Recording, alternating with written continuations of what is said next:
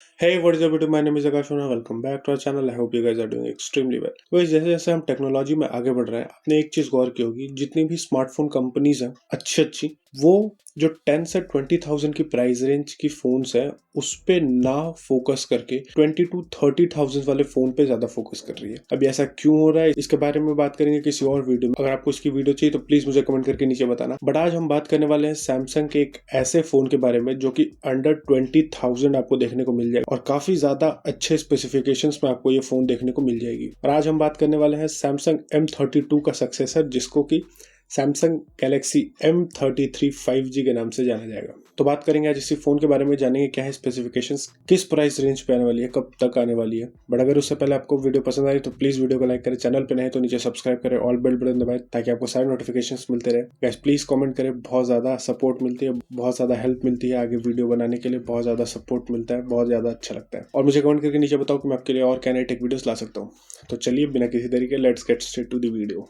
अगर सबसे पहले बात करें इस फोन के डिजाइन की, तो इसका जो डिजाइन है वो ऑलमोस्ट इक्वल होने वाला है सैमसंग A52s के जैसे। डिफरेंस बस ये होगा कि बैक में जैसे आप देखते थे कि उसकी जो कैमरा होती थी वो बेस से थोड़ी सी हाइट पे होती थी, बट इसमें क्या होने वाला है कि जो कैमरा है वो आपको बेस पे ही सटी हुई देखने को मिल जाएगी। तो ये कुछ छोटे से चेंजेस है जो आपको देखने को मिलेंगे। बाकी बैक में आपको पॉलीकार्बोनेट प्लास्टिक देखने को मिल जाएगा, साइड फ्रेम्स भी आपको देखने को मिल जाएंगे, बैक में आपको क्वाड कैमरा सेटअप देखने को मिल जाएगा, सैमसंग की ब्रांडिंग देखने को मिल जाएगी और कुछ ऐसा सा होगा इसका डिजाइन। बहुत ही नॉर्मल से डिजाइन होगी, कोई ज्यादा कुछ फोकस डिजाइन पे नहीं किया है इसने। अब नेक्स्ट अगर हम बात कर ले चिपसेट की, तो क्योंकि ये फोन जो है वो गीक बेंच पे लिस्ट हो चुका है गाइस, जी हाँ, ये कल ही गीक बेंच पे लिस्ट हुआ है और इसके सारी स्पेसिफिकेशंस निकल के सामने आ गई हैं। तो गीक बेंच के अकॉर्डिंग ये बताया जा रहा है कि इस फोन में आपको Exynos 1200 का चिपसेट देखने को मिल जाएगा, 64 बिट की आर्किटेक्चर, 7nm की फैब्रिकेशन के साथ। वहीं बात करें प्रोसेसर की तो ऑक्टा-कोर प्रोसेसर देखने को मिल जाएगा आपको इसमें। साथ ही बात करें जीपीयू की तो माली G68 MC4 का जीपीयू देखने को मिल जाएगा। अगर बात करें गीक बेंच स्कोर की तो सिंगल कोर में आपको ये 726 के आसपास स्कोर देखने को मिल जाता है इसका। साथ ही मल्टी कोर की बात करें तो 1830 के आसपास स्कोर आपको इसको देखने को मिल जाएगी। काफी ज्यादा अच्छा किया गया, बैटरी ऑप्टिमाइजेशन पे काम किया गया और इसकी बैटरी के बारे में बात करूंगा, इसकी बैटरी कुछ पावर बैंक जैसी देखने को मिलेगी। अब नेक्स्ट अगर बात करें डिस्प्ले साइज और डिस्प्ले टाइप की, तो इस फोन में आपको 6.5 इंचेस का इन्फिनिटी ओ वाला super AMOLED multi touch display देखने को मिल जाएगा 90 हर्ट्ज के रिफ्रेश रेट के साथ। 700 मिनिमम निट्स की ब्राइटनेस देखने को मिल जाएगी। काफी ज्यादा अच्छा फोन होने वाला है और अंडर 20,000 होने वाला है, तो बहुत अच्छे मार्केट को हिट करेगा। साथ ही अगर बात करूं प्रोटेक्शन की, तो कॉर्निंग गोरिल्ला 5 की प्रोटेक्शन आपको इसमें देखने को मिल जाएगी। नेक्स्ट अगर बात करूं ऑपरेटिंग सिस्टम की, तो इस फोन में आपको out of the box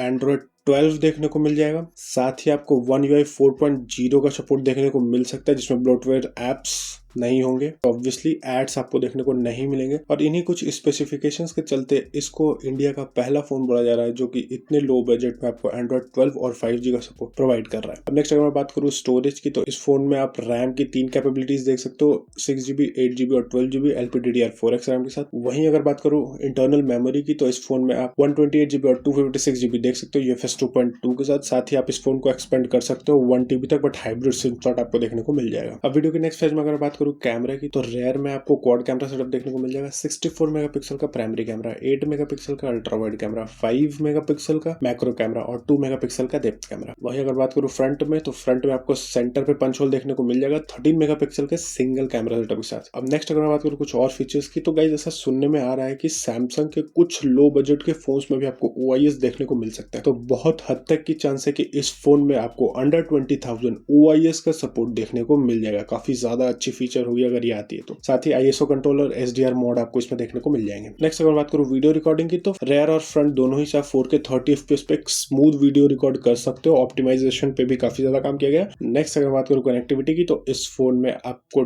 5G का सपोर्ट देखने को मिल जाएगा, डुअल 4G वोल्टी देखने को मिल जाएगा, Wi-Fi 6 का सपोर्ट देखने को मिल जाएगा, ब्लूटूथ 5.1 का सपोर्ट देखने को मिल जाएगा। नेक्स्ट अगर मैं बात करूं बैटरी बैकअप की, तो जैसा कि मैंने पहले बताया कि इस फोन को पावर बैंक बना के भेजा जा रहा है। जी हाँ गाइस, इसके प्रीडिसेसर में आपको 5000 mAh देखने को मिल रहा था, बट इस फोन में आपको 6000 mAh का एक पावरफुल बैटरी देखने को मिलने वाला है। 22.5 वॉट के फास्ट चार्जिंग के साथ 22 के आसपास मानो 22 वॉट की फास्ट चार्जिंग देखने को मिल जाएगी इस फोन में आपको। अब नेक्स्ट अगर मैं बात करूं फिंगरप्रिंट सेंसर की, तो साइड माउंटेड फिंगरप्रिंट सेंसर इसमें दिया जा रहा है। 3.5mm का जैक भी आपको मिल जाएगा। और अगर मैं बात करूं कुछ एक्स्ट्रा फीचर्स की, IP67 का प्रोटेक्शन देखने को मिल जाएगा, NFC कंट्रोल देखने को मिल जाएगी, सैमसंग की नॉक सिक्योरिटी देखने को मिल जाएगी। तो ऐसा सा रहने वाला है कुछ ये फोन। अब नेक्स्ट अगर मैं बात करूँ डेट ऑफ लॉन्चिंग की, तो कंपनी की तरफ से ये निकल के आ रहा है कि फर्स्ट क्वार्टर ऑफ 2022 में ये आपको देखने को मिल जाएगी। बट क्योंकि ये गीक बेंच पे लिस्ट हो चुकी है, 1.5 से 2 महीने पकड़ लो, तो फरवरी मिड तक आपको ये फोन इंडिया में लॉन्च होता हुआ देखने को मिल जाएगा। अगर मैं बात करूँ प्राइस की, तो गाइज इसका जो 6GB 128GB है वो 17-18,000 के आसपास देखने को मिल जाएगा। काफी ज्यादा अच्छी प्राइस रेंज के साथ आ रहा है और एक्चुअली बहुत सारे ऐसे लोग होंगे जो इस फोन के लिए वेट करेंगे, क्योंकि इतने कम प्राइस में इतने अच्छे स्पेसिफिकेशन के साथ फोन आ रही है, बहुत अच्छी बात है। मुझे बस 2 चीज की अजीब लगी। एक तो ये साइड माउंटेड फिंगरप्रिंट दे रहा है, आई डोंट नो व्हाई।